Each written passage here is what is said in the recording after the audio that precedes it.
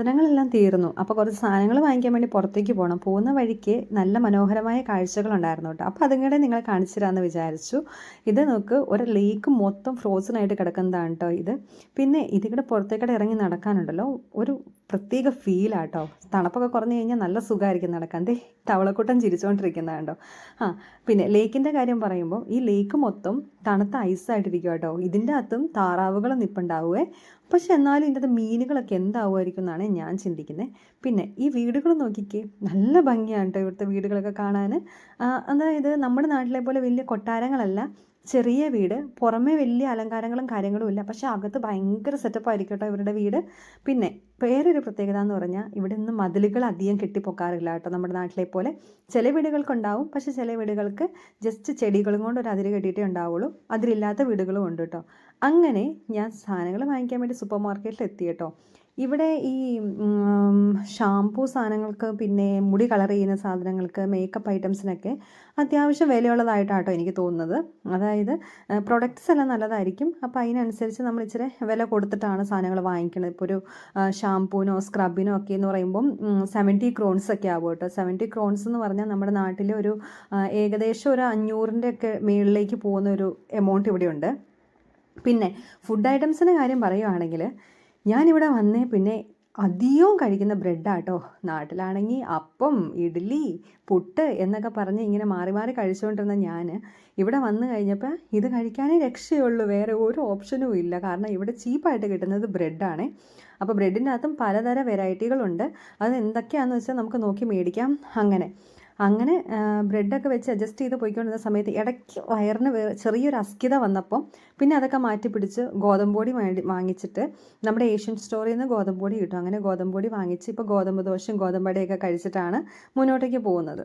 പിന്നെ ഇവിടുത്തെ വെജിറ്റബിൾസിൻ്റെ കാര്യം പറയുവാണെങ്കിൽ നമ്മുടെ ക്യാരറ്റിനൊക്കെ എന്ന് പറയുമ്പോൾ ഏകദേശം ഒരു 12 ക്രോൺസൊക്കെയാണ് കേട്ടോ വരുന്നത്. അതായത് പിന്നെ ഫിഷിൻ്റെ കാര്യം പറയുകയാണെങ്കിൽ ഇതെല്ലാം ഇങ്ങനെ റെഡിയാക്കി ഇങ്ങനെ വെച്ചിരിക്കുമായിരിക്കും. ഇവിടെ അധികം കിട്ടുന്ന സാൽമനാണ്. അത് സാൽമനൊക്കെയാണെന്ന് പറഞ്ഞാൽ 100 ക്രോണിൻ്റെ കുറവിലൊന്നും നമുക്ക് കിട്ടത്തില്ല. 100 ക്രോൺ എന്ന് പറഞ്ഞാലും അത്യാവശ്യം നല്ല വിലയാവും നമ്മുടെ നാട്ടിൽ കമ്പയർ ചെയ്യുമ്പോഴേ. പിന്നെ മുട്ട നമുക്ക് ചിലപ്പോൾ ഓഫറിൽ കിട്ടും കേട്ടോ. ഇപ്പോൾ ഇവിടെ നമുക്ക് മുട്ടയുള്ളത് 38 ക്രോൺസാണേ ഉള്ളത്. പിന്നെ ചില സമയത്ത് ഇവർ നമുക്ക് ഓഫറിൽ ഇടുമ്പോൾ നമുക്ക് 15 മുട്ട നമുക്ക് ഇച്ചിരി വില കുറവിന് കിട്ടും. പിന്നെ ചിക്കനൊക്കെ എന്ന് പറഞ്ഞാൽ നമ്മുടെ നാട്ടിലെങ്ങനെയാണ്, നമ്മൾ പോയി കോഴീനെ കണ്ട് തൂക്കി എന്നിട്ടല്ലേ നമ്മൾ ചിക്കൻ മേടിക്കുന്നത്. പക്ഷേ ഇവിടെ അങ്ങനെയല്ല. കോഴീനെയൊക്കെ റെഡിയാക്കി ഫ്രീസറിൽ കവർ ചെയ്ത് വെച്ചിട്ടുണ്ടാവും. നമ്മൾ ആ കോഴീനെയാണ് മേടിച്ച് കഴിക്കുന്നത്. അല്ലാണ്ട് നമുക്ക് കോഴി ഫ്രഷിനൊന്നും കിട്ടത്തില്ല കേട്ടോ. അത് എന്ന് ചത്ത കോഴിയാണെന്നൊന്നും നമുക്ക് പറയാൻ പറ്റില്ല. അതിൻ്റെ അകത്ത് എക്സ്പയറി ഡേറ്റൊക്കെ കാണും. എക്സ്പയറി ഡേറ്റൊക്കെ നോക്കിയാണ് നമ്മൾ വാങ്ങിക്കുന്നത്.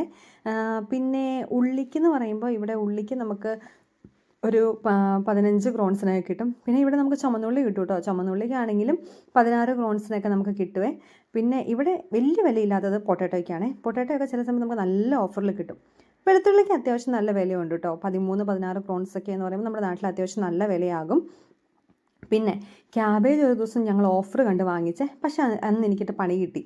ഞാൻ ഓഫറിൽ 3 ക്രോൺസ് കണ്ട് മേടിച്ചിട്ട് അത് തൂക്കി വന്നപ്പം kg കൂടുതലായിരുന്നു. അതുകൊണ്ട് അത്യാവശ്യം 15-16 ക്രോൺസൊക്കെ ആയിരുന്നു കേട്ടോ. പിന്നെ കുക്കുംബറിന് ഇവിടെ ഒരു കുക്കുംബറിന് 10 ക്രോൺസാണ് വരുന്നത്. പിന്നെ എല്ലാത്തിൻ്റെ ഞാൻ ഇന്ത്യൻ റുപ്പീസിലേക്ക് ആക്കി പറയുന്നില്ലെന്നേ ഉള്ളൂ.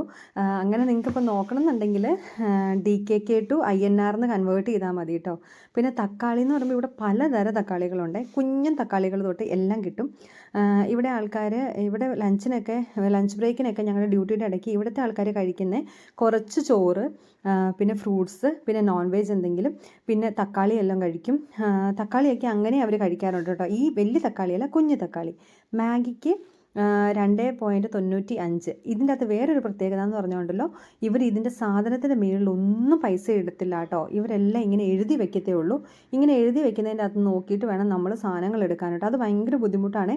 ചില സമയത്ത് നമുക്ക് മനസ്സിലാവില്ല എത്രയായിരിക്കും പൈസ എന്ന് പോലും നമുക്ക് മനസ്സിലാവില്ല. കാരണം ചിലതിനകത്ത് അവർ ഓഫറിലൊക്കെ എടുത്തിട്ടൊക്കെ വെക്കുമ്പോഴേ നമുക്ക് മനസ്സിലാവില്ല. പക്ഷേ ഇവിടെ തന്നെ ഉള്ളവർക്ക് അതൊക്കെ മനസ്സിലാവും. ഞാനിവിടെ ആദ്യമായിട്ട് വന്നേക്കുന്നതുകൊണ്ട് ഇങ്ങനത്തെ കാര്യങ്ങളൊക്കെ എനിക്ക് ഭയങ്കര ബുദ്ധിമുട്ടാണ് കേട്ടോ. അത്യാവശ്യം ഒരാഴ്ചത്തേക്ക് വേണ്ട സാധനങ്ങളെല്ലാം തട്ടിക്കൂട്ടി മേടിച്ച് ഞാൻ പുറത്തേക്ക് ഇറങ്ങി കേട്ടോ. പുറത്തേക്ക് ഇറങ്ങി കഴിഞ്ഞപ്പോൾ വാവ് ഇതാണ്ട് ഇതിനെ കാണുന്നത് നല്ല രസമില്ല ഇത് കാണാൻ. എനിക്ക് പറിച്ച് തിന്നാൻ തോന്നുന്നുണ്ട്, പക്ഷെ ഞാൻ ചത്തുപോയെങ്കിലും എന്ന് ഓർത്തിട്ടാണ് ഞാൻ തിന്നാണ്ടിരിക്കുന്നത്. അങ്ങനെ ഇങ്ങനെ ഇവിടുത്തെ പല കളറിലെ ചെറികളൊക്കെ കാണാം കേട്ടോ. അതൊക്കെ ചിലതൊക്കെ തിന്നാൻ കൊള്ളത്തില്ല, അതുകൊണ്ട് തിന്നാൻ പേടിയാണ്. പിന്നെ ഇവിടെ എല്ലാം ഇങ്ങനെ പിള്ളേർക്ക് കളിക്കാനും എല്ലാത്തിനുള്ള ഫെസിലിറ്റി ഈ ഗവൺമെൻറ് ഒരുക്കിയിട്ടുണ്ട് കേട്ടോ.